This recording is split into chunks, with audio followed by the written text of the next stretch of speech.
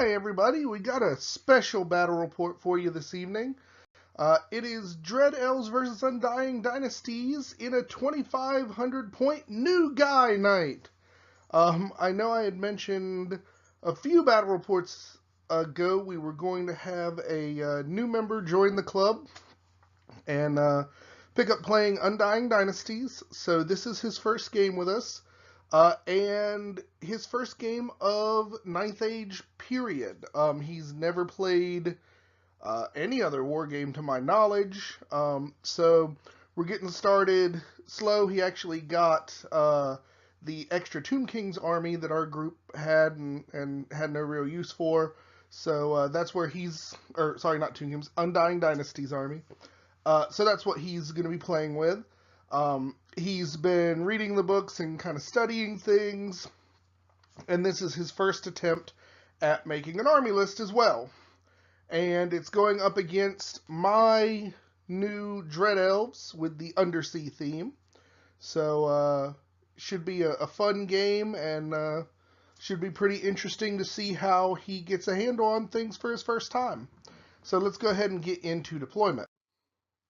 Okay, so with the Undying Dynasties, up front he's got 3 of the skeletal chariots with a musician in there, I think.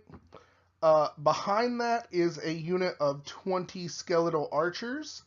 In it is the apprentice wizard, I think they're called neckarchs, with 3 spells to evocation. Excuse me. In front is a group of the Necro Guard. There's 15 of them, with just the normal hand weapons and full command. Behind that, and slightly to the right, is 5 skeletal scouts. Behind that is another 20 skeletal archers with the other wizard, who is a wizard master with 3 spells of evocation. And he is the, what do they call it? The Hierophant of the army. Then there, directly in front of that, is another 15 of the Necro Guard with normal weapons and full command. And another unit of 3 skeletal chariots. So on my side, starting on the left of your screen, I have a unit of 10 dancers of Yema with skirmishing. Then I have my unit of 18 corsairs. They have full command and the war standard and paired weapons. Then a raptor chariot. Then a unit of 20 Tower Guard with full command and the Banner of Blood. In with them is my BSB. He is the one with the banner on the left side of the unit. He is a Fleet Commander Captain with the Sword of Strength and the Lucky Shield. And I'm just now realizing that I could... Well, no, because I have to buy Vanguard, so never mind. I realized nothing. I'm still learning this army, so I'm sure I'm making all sorts of mistakes. Next to that is my Medusa Crab, and it has a halberd. Then on top of the hill is my unit of 10 repeater auxiliaries with a musician, and hanging out with them on the left side of that unit is my Oracle, who is serving as my general. A wizard apprentice with 3 learned spells, and the Talisman of Shielding for the 6-up ward save, and the path is the Path of Witchcraft. I'm still getting kind of playing with this. I like all of the extra things it lets you do, though I do think, particularly at this point value, I'm kind of hurting from not having any magic missiles or damage output. But we'll see how it goes. So during Vanguard, he runs up his skeletal scouts through the gap there and puts them up front to maybe get some easy shots off or start chaffing me up. But I dropped everything first, so I got turn 1. and I need to get a little closer to start doing some hurt to him. I go ahead and run my Medusa Crab up because I figure that's going to be a good anti-chaff to that unit. Um, I'm not being overly kind of gung-ho because frankly I kind of forgot how good the Aspen bows are against my little T3 lightly armored elves, but my opponent is going to be happy to show me the error of my ways. Everything up here moves up. Again, I put the units in the forest, forgetting that they don't care, and he's going to be able to shoot me to pieces anyway if he so chooses to. The only thing I really have good range on is the chaff unit, so I decide with the shooting I need to get into combat quick, so my idea is I'm going to try and kind of hit that unit and use an overrun to keep me in combat so he can't shoot me apart. But to do that, I've got to pin them down, so I go ahead and will-o'-the-wisp them so they have random movement 2d6 instead of being able to run around like crazy fast cap guys. Then I go into shooting, and I actually do a lot of shots, a lot of good shooting with the repeater auxiliary. I rolled way better than I should have and actually killed one of the chariots with it, which is pretty awesome. Because really those things scare me. With all my T3 guys, if he gets those 3d6 impacts into me, with the possible exception of my tower guard, it's just going to delete units, and yeah, I can't let that happen. So Undying Dynasties turn 1, he doesn't do any charges this turn, and starts with the random movement. He tries to kind of push his guys off to the side there to get them out of the way, and rolls fairly badly. I think he rolled a 4, so he only moves a little bit, which on the plus side gives me some great charges for a lot of stuff over here, provided that it's still alive. And he runs up here with the chariots. He wants to push up. He does make a mistake here, but again, it's one of those learning mistakes in terms of where his positioning is. But he definitely wants to kind of push up and get to me. He also wants to get as much of his shooting towards the unit with my wizard in it as well. So he's got bows on the back of the chariots as well, I think. And over here, he moves up very cautiously. He realizes he's got me outgunned by a pretty significant margin, so he doesn't really feel like he needs to move much. As he's standing here, I think I need a 10 to hit those chariots with my dancers.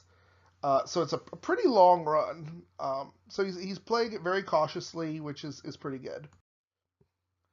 And he moves up his Necro Guards forward a little bit. Again, very cautiously.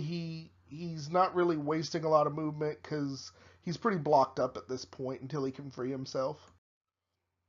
Then he goes ahead and throws Whispers of the Veil on my dancers, figuring that they're, even if I do get lucky, lowering their weapon skills pretty good.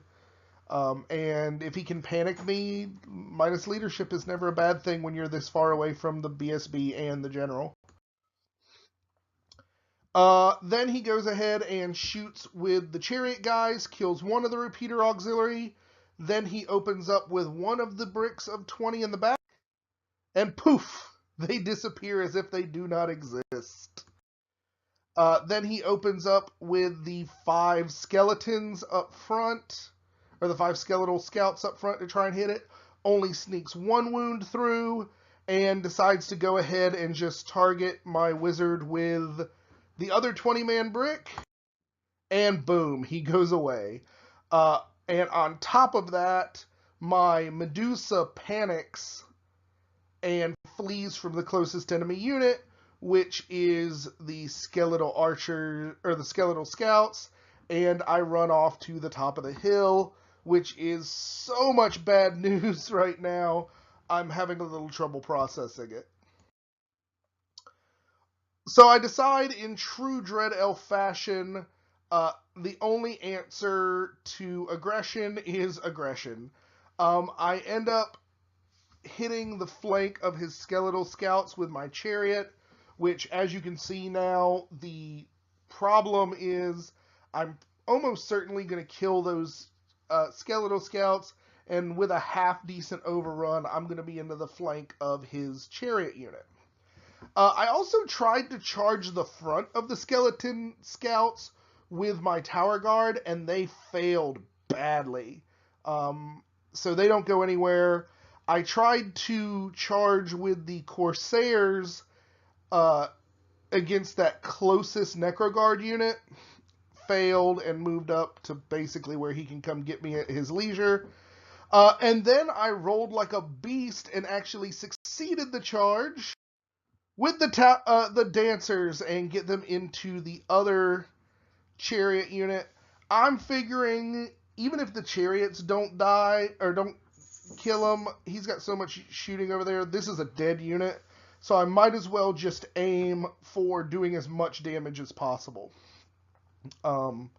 So I think I'm going to go in there with flails and just beat the ever-living hell out of those chariots and hope for something good to happen.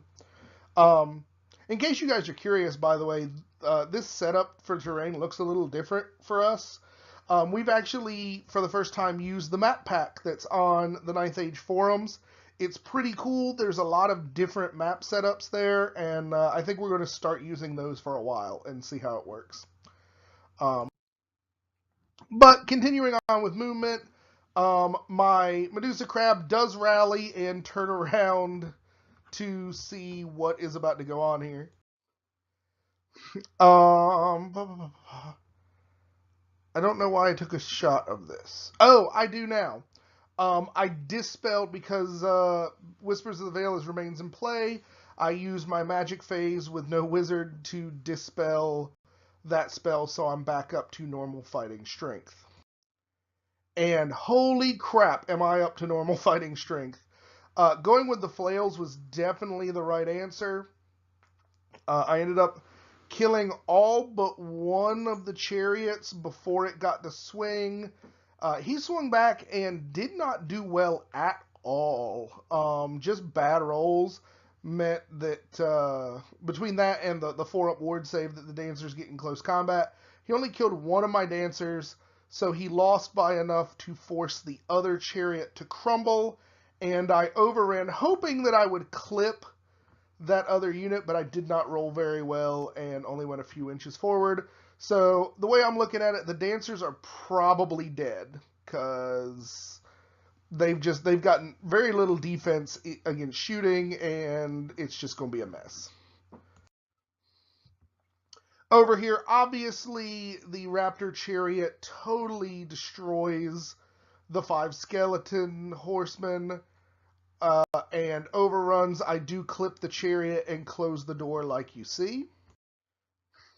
And then Undying Dynasties turn 2 goes, and I get another piece of luck. He tries to charge both of the Necroguard units into the Corsairs, which would have advanced pretty much 2 decent fighting blocks very close to me. But he failed the one on the left, and it only went forward like 1 inch or 2 inches. It was really not very much.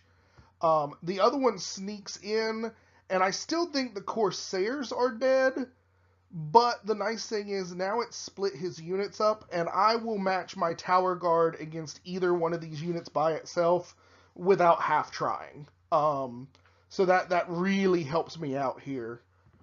And who knows, if I get like stupidly lucky, maybe the Corsairs will stick and I can bring the tower guard into the flank of that the Necro unit that did actually succeed.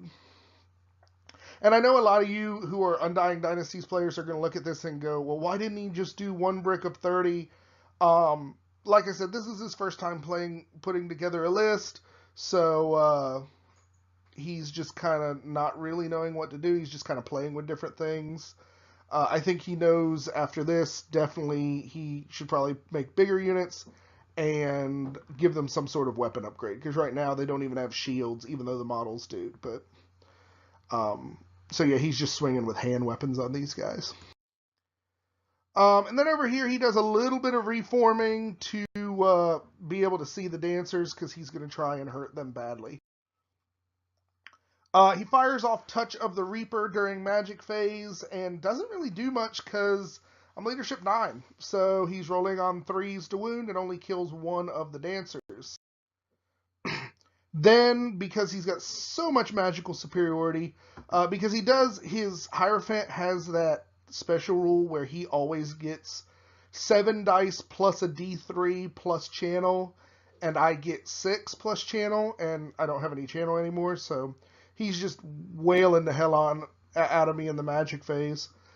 So he gets Ancestral Aid off on his left unit of Bowman, and then gets Spectral Blades off on the Necros, which I don't even think he needed, but why not? Then shooting goes off. He kills all but 3 of the dancers, and they fail their leadership and panic and run off. He then uses the other bowman to shoot at the tower guard, and I do much better here. He only kills 3 of them, so I'm feeling good. And over here, the chariot just absolutely destroys his chariots. I think I almost got him on impact hits, and then the lance hits afterwards. It was just bad. So I kill them, reform here so that I'm looking at the flank of this unit of archers with his general in it. And that makes me super happy because it's my turn next. This makes me decidedly less happy. My Corsairs try to put out the pain and only kill 1 of the Necro Guard. The Necro Guard beat the living crap out of the Corsairs. They break, are run down, and the Necros get out of the front arc of my Tower Guard. So now I only have one option to make a very long charge against the other Necro unit that's in the back. So, my turn next. I attempt that charge and fail it, so my guys go forward very, very little. I do succeed the charge with the chariot, and the chariot goes into the flank of his archer bunker. I don't know if I can kill them this turn, but I can sure put a bunch of pain on them. And I fail to rally with the with the dancers. And stupid thing is there's 3 of them, so they're not even rallying on half leadership. I just can't roll a 9 over there to save my life. And then I go ahead and bring up the Medusa here so that it can see both units of Necros, just in case I need something to either go in there and block or just tie something up for a moment. So we'll see how that goes. I got nothing else, so we go into combat, and the chariot blows through these skeletons. After impacts and everything else, and all the damage, I end up just killing a bunch of them. After the crumble, there's 6 bowmen and his general left. And then he fails the leadership role to reform, so I stay in his flank. So then we go into Undying Dynasties turn 3. He tries to charge me with this unit of Necros and fails, which all that really accomplishes is getting him a little closer for my next turn to try and fail a charge. So that's okay. He also reforms his archers here so that if I do kill these guys, I've got a lot farther to go before I can get into his archers if I want to try that charge, which is pretty smart. Then he manages to succeed getting an Evocation of Souls off, which essentially doubles the size of the archer unit I'm trying to kill. And then we go into combat, and I take away all of the dudes he evoked, plus 1, I think. and I still haven't taken any wounds. But he's tying the chariot up, which is good on him.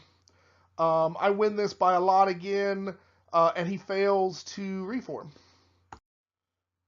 So then we go into Dread Elf turn 4, and finally my Tower Guard decide that they are going to succeed a charge, and just for kicks, the Medusa decides to go with them. My plan here, because he turned around the other unit of Necro Guards, I want to hit. My Tower Guard are going to absolutely destroy these guys, and I'm hoping to overrun with both units to the point where he's not going to be able to make a charge, and then I can go after his other bunker unit. So we'll see how that works. For the second straight turn, I fail to rally the dancers, and they continue to run. Then over here, I kill a bunch of more skeletons, and after the crumble, I have killed all of the skeletons, and his general has taken 2 of its 3 wounds. Over here, as predicted, I absolutely slaughtered the Necros. I think there was 1 left when I got done attacking, and it might have killed an elf. But yeah, those Tower Guard are just so good. Just a lot of attacks, and with the Banner of Blood re-rolling 1s and 2s, with the character in there for a little bit of extra, like Strength 5 punch, with the way I've got him set up, is really good. Then we go into Undying Dynasties turn 4, and my opponent decides to go ahead and charge the rear of the Temple Guard unit. He thinks he's got me here, but I think, again, I still get a lot of attacks. I mean, this unit's 7 wide, so that's still 14 attacks going backwards. And it's really, just really good. So I think I'm okay here. My ultimate plan is to maybe have him kill a few, have me kill some of him, and then reform. And once I've got him in my front, it's over. So, he tries magic, and I think I stop him this turn, which, I think he just rolled really bad magic phase. So we go into combat, and my, oh no, I know what happened. I'm sorry. He, threw the reroll spell Lethal Blades on these Necros, but miscast it and blew himself up during magic phase. So that's what happened. And then once he was dead, I reformed to look at the side of the Necros. And then, surprise, surprise, my Tower Guard actually kill almost his entire unit. I rolled really, really well on the wounds, and what was little was left. He killed 2 of the Tower Guard, and that was it.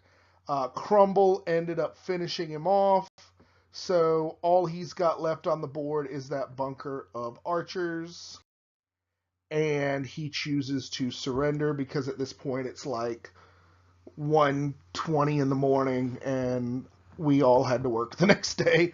So, Dread Elves get a victory, surrender in the bottom of 4.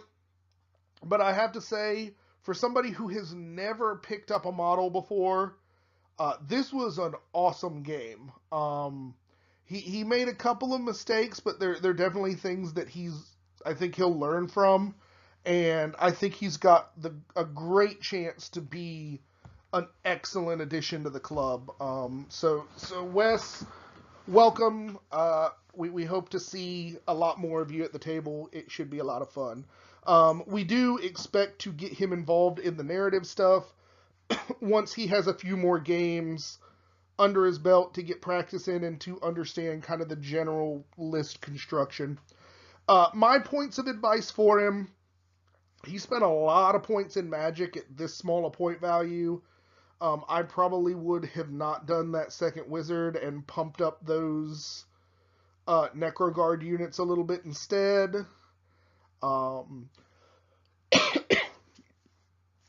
That probably would have been my biggest suggestion. Um,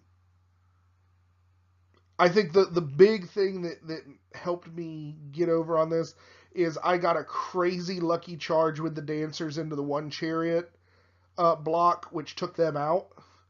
If I had not gotten that charge, those chariots would have eaten the dancers and would have been all in my backfield. So rolling a 10 or 11, whatever it was, that when I needed it, was absolutely crucial to this victory. But as Lord T says, better lucky than good, and I will take that. In terms of my list, I like it. I probably, given this point value, it's hard for me to say this because the dancers did so well, but I realize it's an outlier. The dancers' points probably would have been better spent with another chariot. I think I would have gotten, in general, more output from it. I certainly would have benefited from a more aggressive mage, but I don't know that it would have much mattered because it was only alive for a few moments. But I don't really know, like, I'm kind of limited with what I have models-wise because I can't really afford at the moment to increase this army much. I kind of think I need another answer for Magic because that 10-man bunker unit is just too easy to kill with shooting. And I don't really have another way to protect the wizard. I certainly don't want to throw it in the Temple Guard unit or the Tower Guard unit because that's just giving away combat effectiveness and putting a very squishy mage in the front line. So if anybody else has some suggestions, some thoughts, maybe different builds that might help to give me a better way of protecting that mage, I certainly would appreciate it, or any other things to think about if you guys feel like the list doesn't work quite well. I know a lot of people give smack to the Medusas, but I kind of like them. I like having that one unit. There are probably better ways I could spend the points, but it's kind of nice. I definitely think the freaking chariots are amazing. They really, I'm really glad I got those serpent models that I'm using for them because this list would not be anywhere near as good without the possibility of having those chariots. So, it was an awesome game. I hope you guys like it. Just last moment mention about my Patreon. If anyone would like to help support myself, the work I do here, and the club, feel free to go to the link in the description for my Patreon.